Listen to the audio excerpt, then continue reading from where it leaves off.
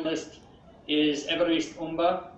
Let me just give you a brief introduction for Evariste. He's a citizen of the DRC, the Democratic Republic of Congo, but based here in Johannesburg. He's the chairperson of the Life Change Center and 4IR Yako Consulting Services, holding a master's degree in chemistry from the University of Cape Town.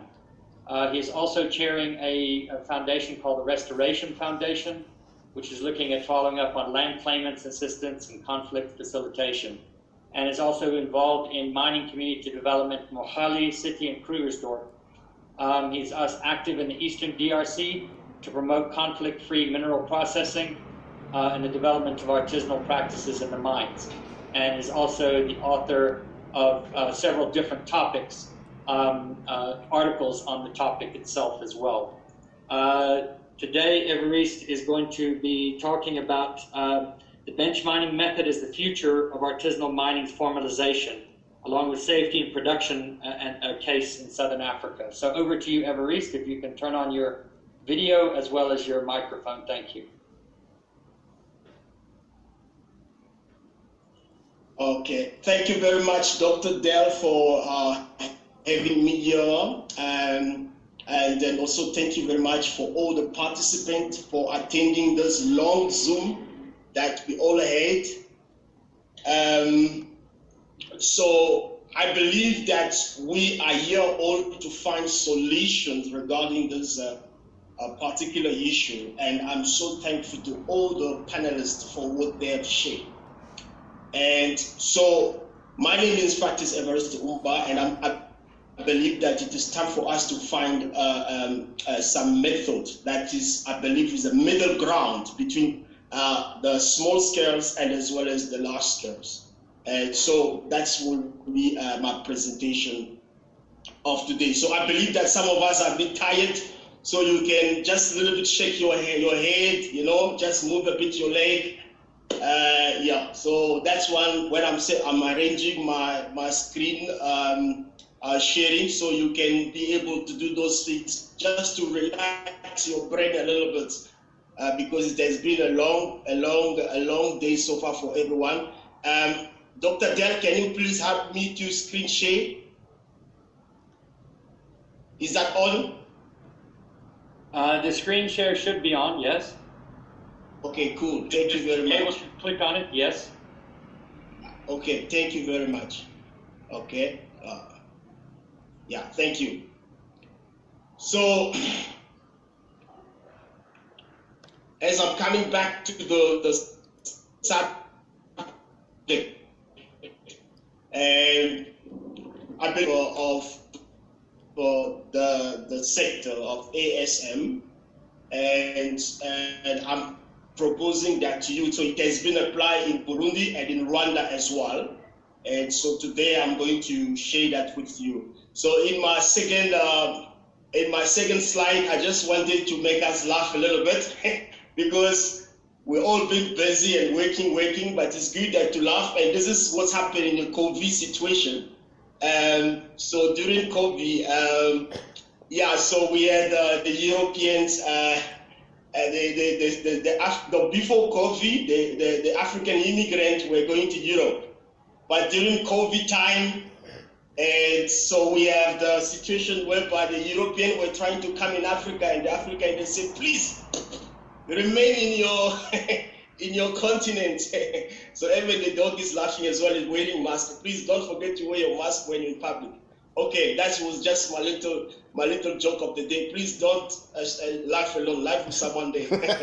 Okay, so we're coming back to the subject of the day.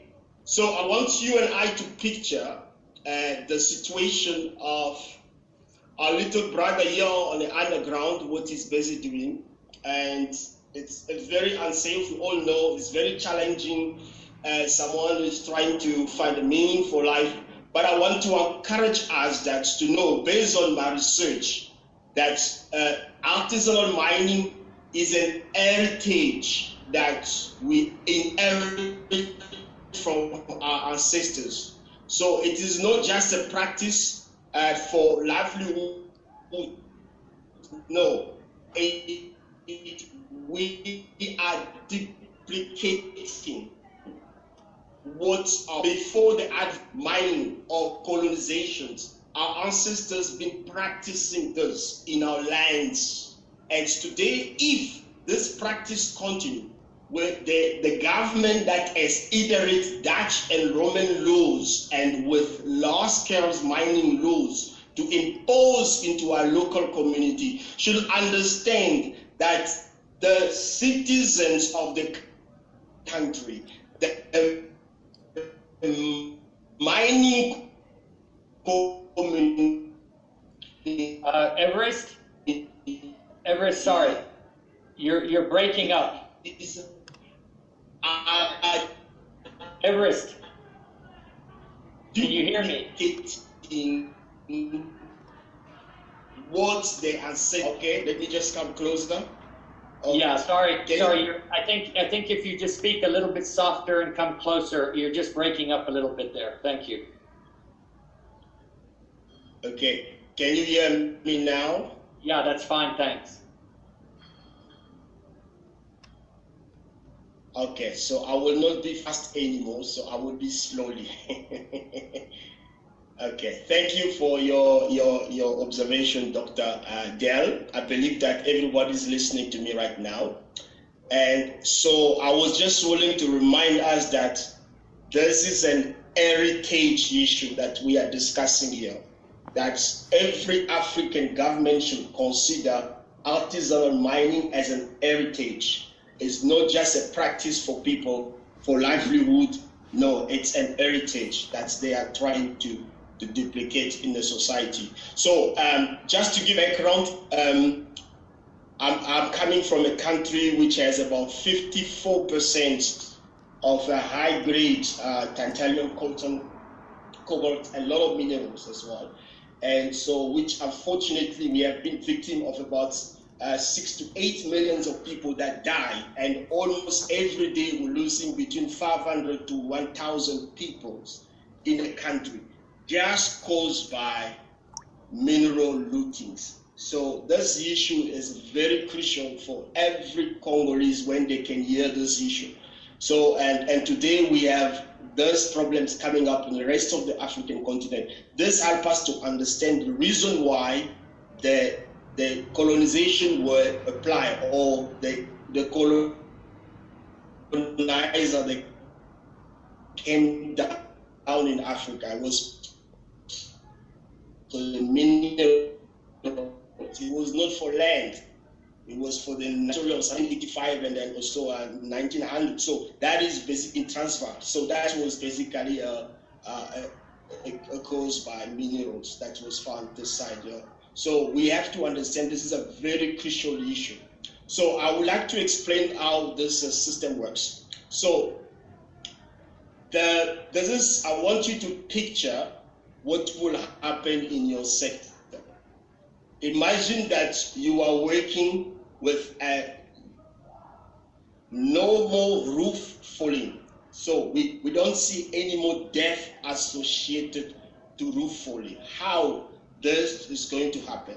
So you can see here actually, and then how the dozer are helping us to establish a certain structure to the place. So the dozer will establish a different structure going right to the ground. I'm going to put up a video here. The video will be able to help us to see, just to picture a little bit how this process operates. So you can see the picture of our friend down here, and who is basically busy mining without proper equipment. And you can see this group down here of bench mineral processing. They're still using their hands, but there has been a structure established. And after that, you can also see a rehabilitation taking place. So the waste rock dam. So they will transform the place into a form of agricultural facilities. So I want to play just a small little clips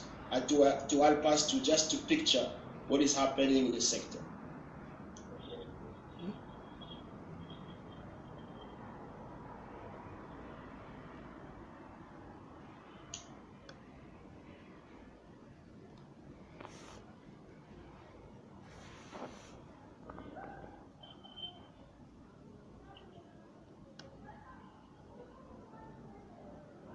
So as you can see down, you can see how basically the open pit, how it has been done. Thank you very much. So you can see how the open pit has been done, on the structure has been established, so that you don't need to basically and scroll down the road. No, sometimes you can walk, but actually now we will present to you that you can use different tractors that will go up and down to collect the rock. So you can use it by hand, or you can use any other materials to assist you to do the job that you need to do in a mining process. So the site can last about 60 years. And so basically it's a system that is very well mechanized. So we have this example here of what happened in Burundi and in Rwanda. So the original bench design was used for a new proposed mine. So that's a working mine cut at height of 1.5 meters, utilizing 3 lifts. Is proposed to mine 4.5 bench height. So you basically, you as you're working as a team, you can discuss how many meters of bench height you want to establish, the width. So it's totally up to you. And so you will use basically a dozer. So I have estimated here on the price of some of them. It goes between 65,000 US dollars to right up above 65,000 US dollars. So these are the dozers that helps you to establish the structure. So now, what now it will happen to what we call Zama in South Africa. But I just want to remind us that in the Congo, the Zama is a Zulu word, which means someone who's keep on trying. But in the Congo, they are called, in Swahili, in fact, they are called Mishimbaji.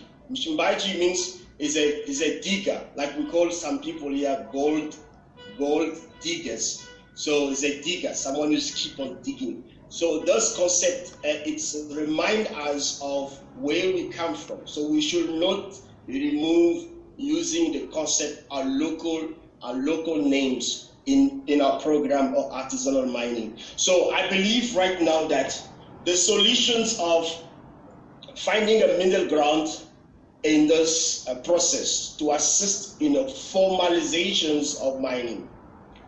So we need to be reminded of the principle of Ubuntu. So Archbishop Desmond Tutu defined Ubuntu as the essence of human being. It is the fact that you cannot exist as a human being in isolation. So it speaks about our interconnectedness. It cannot. So I'm not a human by myself. So I rely on others. So if we really want to succeed in this process as a group supporters of artisanal miners, and also as artisanal miners, we must be reminded that Ubuntu is going to be the ultimate strategy that will assist in winning any process in terms of the change of the laws, in terms of getting funding, in terms of anything that we want to do. It will require unity of people. So I would like just to give us, in terms of the law, a background of the law. So the DRC, for instance, has given a lot of progress. There, a lot of work has been done. So the mineral law in the DRC, the recent one of 2018, has enabled artisanal miner to register as a cooperative. So we have what we call cooperative of miners. So those artisans, they have their cards that enable them to access to mining. So which is very good in the DRC so far. That is the greatest success for the DRC, which I believe that South Africa and any other part of the country should apply. So that's, as I repeat again, Ubuntu helped them to come as a group.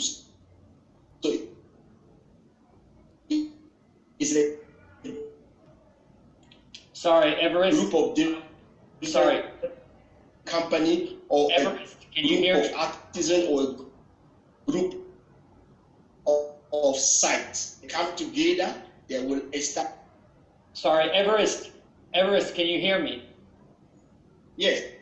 Yes, you're Yes, breaking I can hear up. You're breaking up again. I would suggest if you could turn off your video, that might help, just so we can then get your voice. I think the video is taking up some of your bandwidth. Oh, okay. Yeah. Let me try to. Sorry, video. And please, if you can, another 5 minutes, please, if you can wrap up. Thank you. Okay. I stopped the video. Can you hear me now? Yes, it's fine. Thanks. Okay.